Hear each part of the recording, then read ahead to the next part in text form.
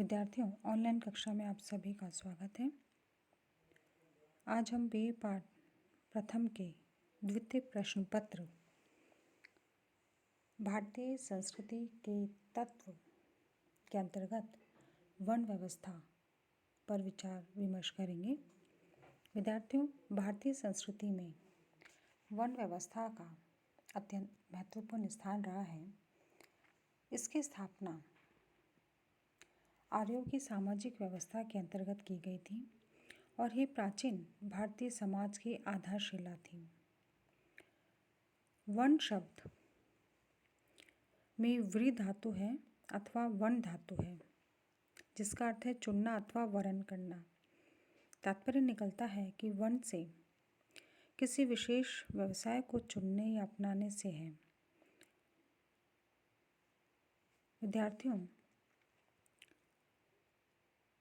वर्ण शब्द का संज्ञा रूप में अर्थ रंग, सौंदर्य, अक्षर, स्वर, यश, प्रशंसा आदि अर्थ प्रकट होते हैं और क्रिया रूप में प्रयुक्त होने पर इसका अर्थ रंगना अथवा वर्णन करना होता है।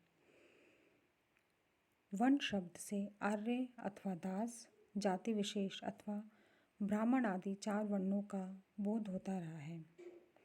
वर्ण व्यवस्था का अभिप्राय इन्हीं ब्राह्मण, क्षत्रिय, वैश्य और शूद्र चारों से संबंधित व्यवस्था से है। भारतवर्ष में मूलतः वर्ण अथवा जाति से मनुष्य के गुण, व्यक्तित्व, कर्म तथा वंश का साधारण अथवा विशेष परिचय होता था और ये समय के प्रवाह से उपाधि मात्र होते जा रहे हैं। विद्यार्थियों, भारतीय वर्ण व्यवस्था के अंतर्गत 4 वर्ण आते हैं: ब्राह्मण, क्षत्रिय, वैश्य और शूद्र। वर्णों की उत्पत्ति कैसे हुई, कब और ये व्यवस्था कैसे प्रारंभ हुई, इस संबंध में कोई निश्चित प्रमाण उपलब्ध नहीं होते हैं। किंतु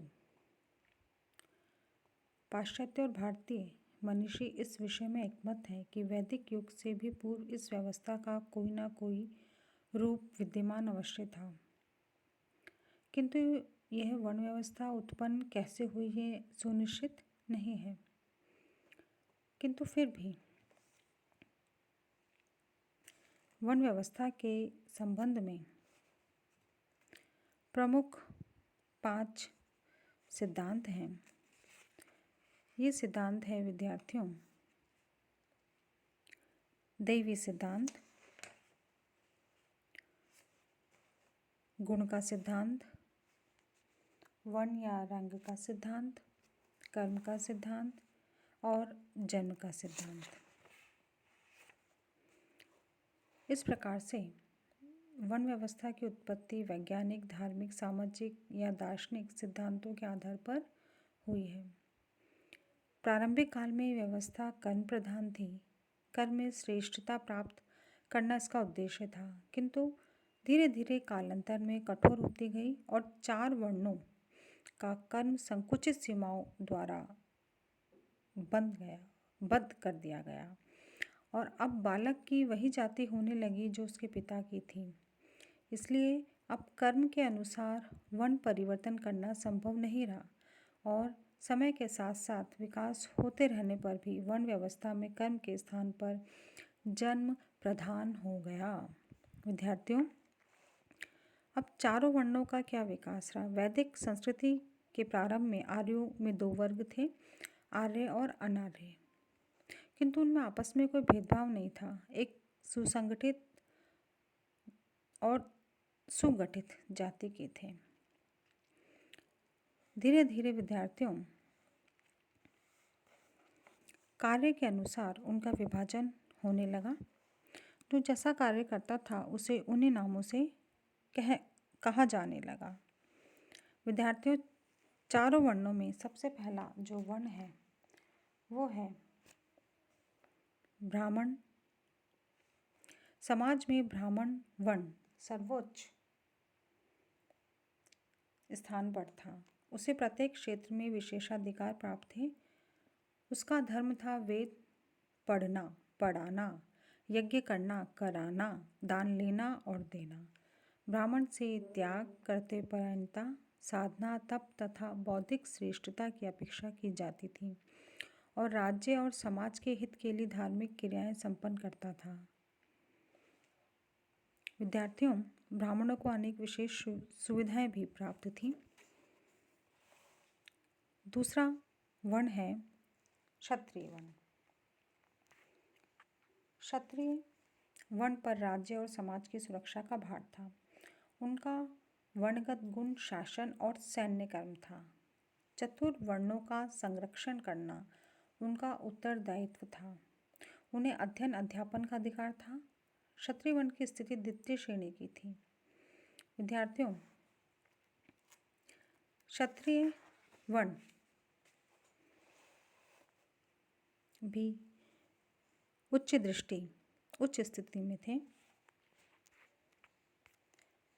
तीसरा वर्ण है वैश्य। ब्रह्मा के उदर से उत्पन्न वैश्य वर्ण अपने उदर की पूर्ति के साथ साथ समाज की अर्थव्यवस्था एवं पालन पोषण का भार वहन करते थे और वे अपने प्रयत्नों द्वारा समाज और राज्य को आर्थिक सुदृढ़ता प्रदान करते थे।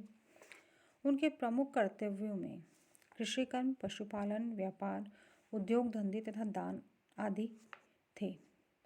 इसके अतिरिक्त उन्हें वेदों को पढ़ने का अधिकार भी था और वो जो कुछ भी उत्पन्न करते थे उस पर समाज और राज्य का पूर्ण अधिकार होता था। आय का कुछ अंश उन्हें राज्य को कर के रूप में देना पड़ता था। विद्यार्थियों, चौथे नंबर पर आते हैं शूद्र। समाज में शूद्र वर्ण की स्थिति निम्नतम थी। उनको पतित तथा हेय माना जाता था। अधिकार और प्रतिष्ठा से वंचित शूद्रों की तुलना पशुओं से की गई है। दैवी उत्पत्ति के सिद्धांत के अनुसार शूद्र समाज के चरण थे। जिस प्रकार शरीर का सारा भार पैरों पर होता है, उसी प्रकार इस वर्ण पर समाज की सेवा का सारा भार पड़ा हुआ था। मनु के अनुसार तीनों वर्णों की सेवा करना यही एक कर्म शूद्र के निमित्त ईश्वर ने बनाया था। वर्ण व्यवस्था में शूद्र हीन कर्म करता था। शूद्र का अपना कोई धन नहीं था। उसके सारे धन पर स्वामी का अधिकार था। शूद्र पूर्ण रूप से द्विजों की दया पर निर्भर थे। विद्यार्थियों, ये जो चारों वर्ण हैं, इन्हीं से ही समाज की जो व्यवस्थाएं थी वो संचालित हो रही थी। वर्ण व्यवस्था के गुणों की यदि हम देखें तो संस्कृति, समाज और धर्म की रक्षा के लिए वर्ण व्यवस्था महत्वपूर्ण है। आध्यात्मिक उन्नति, व्यक्तिगत स्वतंत्रता की रक्षा, एकता की भावना, कार्यगत कुशलता आदि विशेषताएं वर्ण व्यवस्था में हमें देखने को मिलती है। वर्ण व्यवस्था के द्वारा संचालित होती है। किंतु वर्ण व्यवस्था के दोष गंभीर हैं।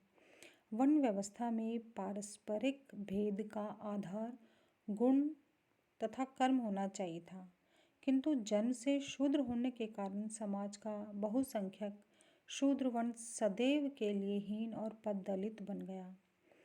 चारों वर्णों के मध्य संकीर्णता और संकुचित भावनाओं के कारण अनेकता उत्पन्न हो गई। वर्ण व्यवस्था का समाज के लिए जो भयंकर दुष्प्रभाव पड़ा वो ये था कि समाज विभिन्न खंडों में ऐसा जकड़ गया जिसके कारण भारतीयों के द्वार विदेशियों के साथ स्वतंत्रता पूर्वक मिलने के सदा के लिए बंद हो गए। प्रत्येक वर्ण का दृष्टिकोण संकुचित और अपने ही वर्ण तक सीमित हो जाने के कारण राष्ट्रीय भावना के विकास मार्ग में अवरोध उत्पन्न हुआ। वर्ण व्यवस्था कुछ प्रश्नों के उत्तर देने में सर्वथा असमर्थ प्रतीत हुई है। जब प्राकृतिक दृष्टि से मनुष्य समान है तो फिर अप्राकृतिक बंधन क्यों? सभी को समान अवसर क्यों नहीं प्राप्त होता? भारतीय समाज की अनेक दुखद घटनाओं के कारण हमें वर्ण व्यवस्था में ही प्राप्त होती है, प्राचीन काल में भी और वर्तमान में भी। इसके दुख और कष्ट असीमित हैं। तो इस प्रकार से विद्यार्थियों, यद्यपि वर्ण व्यवस्था के महत्व को नकारा नहीं जा सकता है, क्योंकि अपने मूल रूप में व्यवस्था समाज का लचीला वर्गीकरण था। भारतीय समाजशास्त्रों के अनुसार सामाजिक उच्चता का आधार आर्थिक और भौतिक वस्तुएं हैं, इसलिए बौद्धिकता को सर्वोच्च स्थान दिया गया। बौद्धिकता के सिद्धांत का प्रतिपादन और बुद्धि की प्रतिष्ठा को स्थापित करना ही वर्ण व्यवस्था का आधार था। किंतु वर्ण व्यवस्था के विशिष्टता के साथ साथ इसमें दोष भी विद्यार्थियों हमने यहाँ देखे हैं। इस प्रकार से विद्यार्थियों, वर्ण व्यवस्था का वर्णन यहीं समाप्त होता है।